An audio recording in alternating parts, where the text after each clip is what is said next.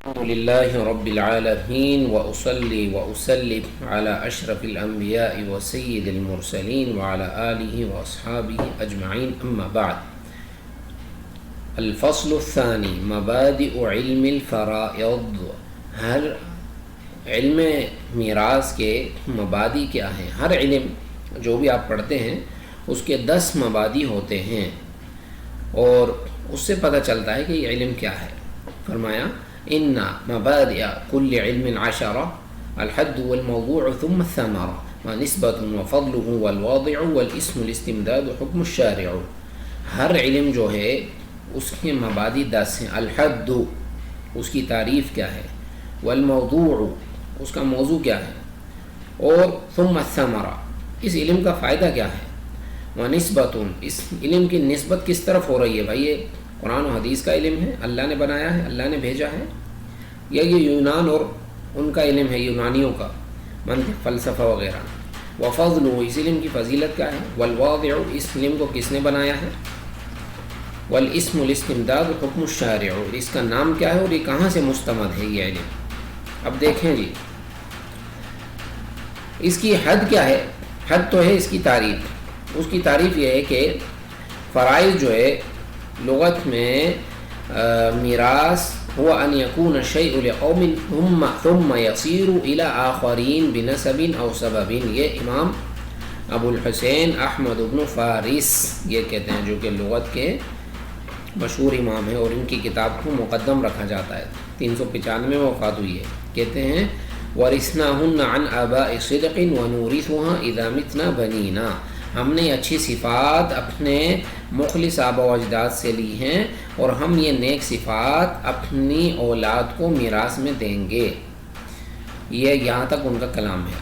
اللہ پاک نے فرمایا وَلِأَعُوذُ بِاللَّهِ مِنَ الشَّيْطَانِ الرَّجِيمِ وَلِلَّهِ مِيرَاثُ السَّمَاوَاتِ وَالْأَرْضِ، اور حدیث میں آتا ہے لا تجوز الوصیۃ لوارث الا ان یشاء الورثہ، وارث کے لیے وصیت صحیح نہیں ہوگی الا یہ کہ ورثہ چاہیں۔ اصطلاح میں یہ علم فرائض کس کو کہتے ہیں؟ فرمائے هو العلم بقواعد الفقہ والحساب یعرف بها حق الورثۃ من الترکہ۔ یہ وہ علم ہے جس کے ذریعے یہ ان قواعد کا علم ہے جو یہ علم جو ہے فقہ کے ان قواعد اور حساب کے ان قواعد کا علم ہے جس کے ذریعے ورثہ کا حق جو ہے وہ طریقہ کے اندر میراث کے اندر معلوم کیا جاتا ہے کہ ورثہ کا حق اس میراث میں کتنا ہے۔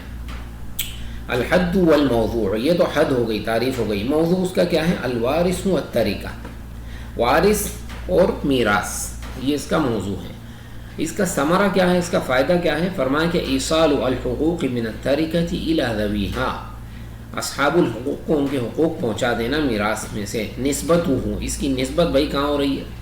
اس کی نسبت فرمایا کہ شرعی علوم کی طرف ہو رہی ہے۔ ہوا من العلوم الشرعیہ، یہ شرعی علوم میں سے یہ علم ہے۔ اور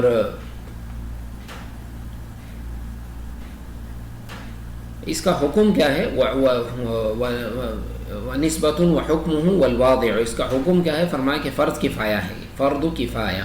اذا قام به من يكفي صار في حق الباقين سنة، جو اگر بعض لوگ علاقے میں یہ علم سیکھ لیں تو دوسروں کے حق میں یہ سنت ہو جاتا ہے۔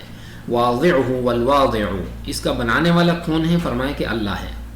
استمدادہ یہ علم کہاں سے لیا گیا ہے؟ فرمایا کہ من القرآن فاکثر احکام من، قرآن میں اس کے اکثر احکام ہیں، والسنہ اور سنت میں بھی یہ علم وارد ہوا ہے، کحصۃ الجدہ جیسا کہ جدہ کی میراث کا مسئلہ، والاجماع اور اسی طرح اجماع میں بھی یہ علم، اس کے بعض مسائل اجماع سے ثابت ہیں، جیسا کہ جد جو ہے یہ کہ بالکل جو دادا جو ہے بالکل والد کی طرح ہے میراث کے اندر، یہ ابو بکر رضی اللہ عنہ کے زمانے میں یہ اجماع ہوا تھا۔ فضلہ اس علم کی فضیلت کیا ہے؟ عن ابن عباس عن النبی صلی اللہ علیہ وسلم قال الحقوا الفرائض بأهلها فما بقي فهو لأولى رجل ذكر۔ یہ بخاری میں یہ حدیث آئی ہے۔ اس کی فضیلت یہ ہے کہ نبی صلی اللہ علیہ وسلم نے فرمایا کہ میراث کو اس کے اہل کو دے دو، جو اس کے حقدار ہیں ان تک پہنچا دو۔ ہاں جو باقی رہ گیا، مثلا جو فرضی حصہ جس نے لے لیا، اب جو باقی رہ گیا تو اب جو میت کے سب سے قریب جو بندہ ہے اس کو دے دو. جیسا کہ سب سے قریب میت کا کون ہے بھائی؟ بیٹا ہے، پھر باپ ہے، پھر بھائی ہے، پھر چچا ہے، اس طرح جو کہ عصبات جن کو کہتے ہیں. امام یہ اعرج جو ہے یہ کہتے ہیں، یہ امام اعرج کہتے ہیں قال رسول اللہ صلی اللہ علیہ وسلم صلی اللہ علیہ وآلہ وسلم یا ابا ہریرہ تعلموا الفرائض وعلموه فإنه نصف العلم وإنه ينسى وهو أول ما ينزع من أمتي. آپ صلی اللہ علیہ وسلم نے فرمایا کہ یہ فرائض جو اس کو سیکھو اور لوگوں کو سکھاؤ، کیونکہ یہ آدھا علم ہے اور یہ بھلا دیا جائے گا، اور یہ سب سے پہلے میری امت سے اٹھایا جائے گا. یعنی میری امت میں تو علم تو ویسے بھی اٹھا لیا جائے گا، علماء مر جائیں گے تو علم بھی مر جائے گا، کتابیں بہت ساری ہوں گی لیکن علم نہیں ہوگا کیونکہ علماء مر جائیں گے. پھر علماء جب وفات ہوں گے تو علم تو جائے گا، لیکن سب سے پہلے جو جائے گا علم وہ فرائض کا علم ہوگا. اسمہ اس علم والاسم الاستمداد حکم الشارع، اس کا نام کیا ہے؟ فرما کہ علم الفرائض، علم المیراث، یہ اس کا نام ہے. مسائلہ، اس کے مسائل کیا ہیں؟ اس کے مسائل وہ ہیں جو ہر باب میں ذکر ہوں گے. ارکانہ، اس علم کے ارکان کیا ہیں؟ فرمایا کہ اس علم کے ارکان 3 ہیں: الوارث والمورث والترکہ. الوارث جس کو پیچھے یہ چیز بچ جاتی ہے، والمورث جو چھوڑ کے چلے جاتا ہے، والترکہ میراث. شروطہ ثلاثہ، اس علم کی شرائط جو ہیں وہ 3 ہیں. موت المورث حقیقتاً کالمیت او حکماً کالمفقود، کہ مورث کی وفات ہو چکی ہو حقیقی معنوں میں جیسا کہ میت ہوتا ہے، یا حکمی معنوں میں کہ وہ گم ہو جائے، اس کا پتہ ہی نہیں ہے، بھائی اتنی عمر ہو گئی آیا ہی نہیں، کہاں ہے کوئی پتہ نہیں ہے. حیات الوارث، دوسری اس کی شرط یہ ہے کہ وارث جو ہے وہ زندہ ہو. آپ زندہ ہوگے تبھی تو آپ اپنے والد کی میراث لے کے جاؤ گے. آپ کے والد وفات ہو گئے لیکن آپ اپنے والد سے پہلے وفات پا چکے ہو تو کیسے لے کے جاؤ گے؟ تو حیات الوارث جو یہ شرط ہے، یا حقیقی معنوں میں جیسا کہ زندہ انسان آپ ہو، یا حکمن کالحملی، یا وہ حکمن جو ہے وہ زندہ ہو، جیسے کہ ماں کے پیٹ میں جو ہے حمل ہو 4 مہینوں کا، عدم وجود 4 مہینوں کا ہو، یعنی اور وہ جو ہے وہ کم سے کم یہ کہ وہ انسان ہو، اس وقت ماں کے پیٹ میں ہو 4 مہینے کا وہ انسان ہو. عدم وجود المانع، اور مانع نہ ہو آپ کے اندر. وارث کے اندر اگر کوئی مانع ہوگا تو اس کو میراث نہیں ملے گی. بھئی یہ مانع کیا ہے؟ مانع وہ آئے گا، مانع وہ چیزیں ہیں کہ وہ آپ کے اندر ہوں گی تو آپ میراث کے حقدار نہیں ہوں گے. جیسا کہ آپ نے اپنے مورث کو قتل کر دیا کہ وہ میں اس کا میراث جو ہے لے لوں، اس کی تو پتہ نہیں کب وفات ہوگی، آ جاؤ مار دو اس کو تو اس کی میراث مجھے مل جائے گی. تو آپ کو یہ میراث نہیں ملے گی کیونکہ آپ قاتل ہیں. اور اس میں قاعدہ کیا ہے؟ من استعجل شيئا قبل اوانه عوقب بحرمانه، معاجل المحظور قبل آنه قد باء بالخسران مع حرمانه. امام سعدی کہتے ہیں وہ کام جو حرام ہوتا ہے اور اس کو آپ جلدی میں آپ حاصل کر لو. ایک کام حرام ہے آپ کے اوپر، آپ نہیں کر سکتے لیکن آپ کہہ رہے ہو کہ میں کر لوں کہ یہ حلال چیز مجھے مل جائے.